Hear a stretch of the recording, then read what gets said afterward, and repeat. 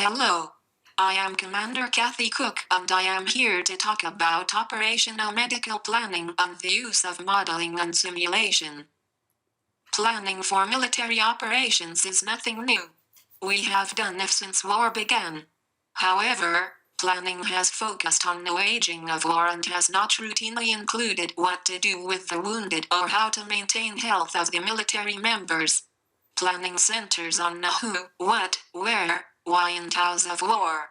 Focuses on those timeless problems that have plagued military campaigns for eons in the use of Clausewitzian and Sun Tzuian ideas of unity of effort, mass, leverage, seizing the initiative, center of gravity, deception, surprise, etc. to overcome them.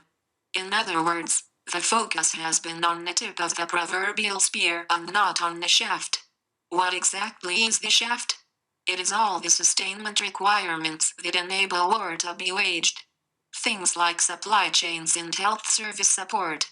Battles have been lost, wins diminished, and people needlessly dying due to a lack of planning for the shaft of the spear. Waterloo and the Germans in North Africa come to mind. To add fuel to the fire, how we wage war is changing and so will those sustainment requirements.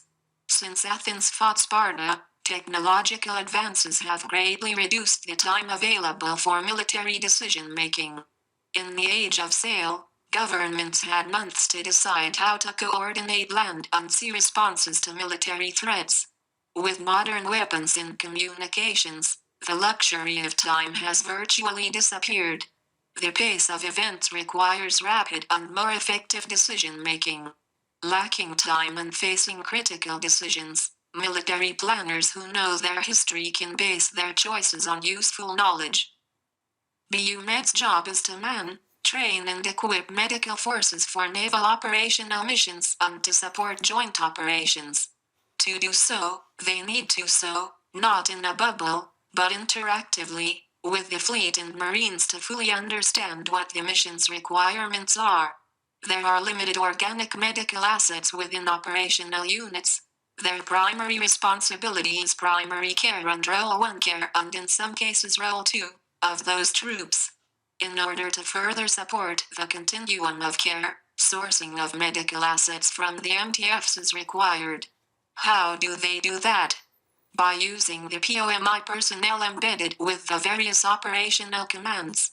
The POMIs at the regions and MTFs are there to support the resourcing of personnel for operational missions. The Annex Q is the medical plan in an operational plan. It is designed to inform the operational commander of medical assets and capabilities, service and joint. MRD. This organization ensures each organic medical department is fully functional and certified. They review personnel training and credentials and validate the medical department's readiness to meet the mission. Current status.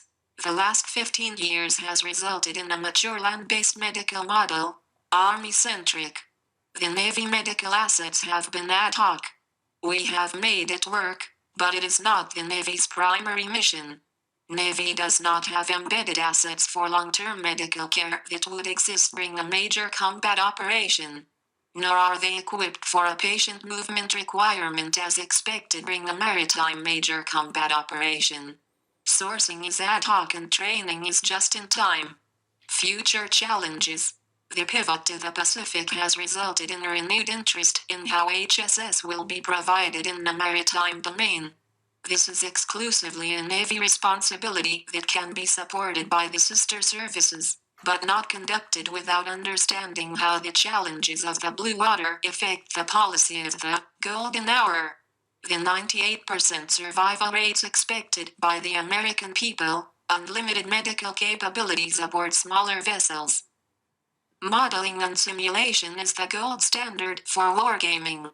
While prior to WWII, wargames were conducted at the War College using large maps and tokens resembling Monopoly pieces, today's wargames are conducted using state-of-the-art electronics with worldwide connectivity. This allows multinational, joint combat operations to face the real-life challenges outlined in O plans in real time, no matter where in the world they are.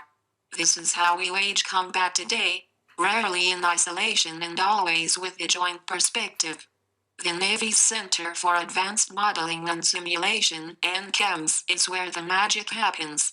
It is here where they run the Navy Continuous Training Environment, NCTE. Exercise control is the operational heart for synthetic events. Experimentation and concept generation can include new or hypothetical systems prior to acquisition, as well as examination and analysis of new operational schemes of maneuver. The NCTE uses combinations of three forms of simulation in the exercises and experiments it distributes: live, virtual, and constructive. Live simulations involve real people using real systems, typically on range, to simulate other real systems. Virtual simulations involve real people using simulated systems, such as a cockpit simulator, instead of real equipment. Constructive simulations involve simulated ships, aircraft, and other units controlled by simulation operators, who act behind the scenes to stimulate the training audience, without controlling the outcome of the event. At the end of August, the first ever HSS Logistics Wargame was held in Hawaii. Hosted by PAC Fleet and NWDC, it used fleet-validated synthetic scenarios to identify gaps and seams in the delivery of HSS in a maritime major combat operation. ADM Swift, commander, PAC Fleet, described it as the first step. He now wants his operational commanders, logisticians, and all participants in fleet wargaming to be involved. This is the only way the true risk can be understood and mitigated. Why do we need this integration? Jointness, readiness, and relevancy. Medical is a joint venture. No one service operates in a vacuum. However, each service must hone its skills so that the medical continuum of care is not broken.